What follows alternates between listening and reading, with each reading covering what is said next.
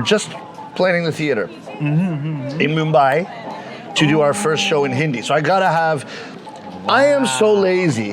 That if I don't set myself a deadline, like reserve the theater, advertise, sell tickets for the Hindi show in Mumbai, now I gotta do it. that puts the fire under my rear end. Then I've been studying like an hour a day, but then you get busy and it just goes by the wayside. I totally understand. Yeah, exactly. You absolutely. It's the same for everyone. You need to have some kind of deadline or like a goal. Yeah, deadline really helps. You're not gonna start doing it. Yeah, it's the same thing. Yes, whenever I want to start doing something too, like we were talking a little bit about me starting my kimono brand, right? Yes. Yeah, exactly. Yeah, that's same awesome. thing. I already invested, a lot of my money into, creating the kimono. Then I now have to sell it, right? So, yeah, exactly. That comes first, and then you start doing it because we're very busy. We have a lot of other stuff to do, anyways. Yes. But to start new things, we need to put in a little bit more energy than we usually put in our daily lives. So it's absolutely necessary. Yeah. No, I love it.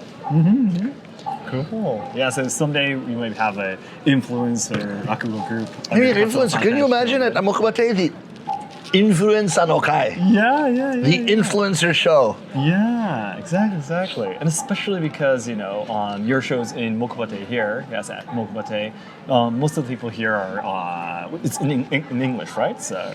Yeah, most people are. We could do it in English. We could do one in Japanese. We could do one in English. Yeah. We could do all of that. We could do one in Hindi, but you're gonna have to catch up. That's gonna take a while. Hey, the Hindi expert talking here. I can introduce myself. That's about all I can do. Mera naam Katsura Sunshine hai. That's it for now. That's it for now. I don't know anything about it. I don't know the letters. I don't know the pronunciation, the grammar. Canadian hun. Yeah, no, but Hindi is awesome. It is really interesting. Like I didn't think I'd enjoy it as much. Even the writing, it's beautiful. That beautiful script. Yeah. It's not that hard. Really? It's completely phonetic. So it'd be the equivalent to learning katakana or hiragana. Okay. It's not as difficult. Because for us, if you've never learned it before, it looks like just gibberish, right? It's like, it'd take me a year to learn that. Nothing.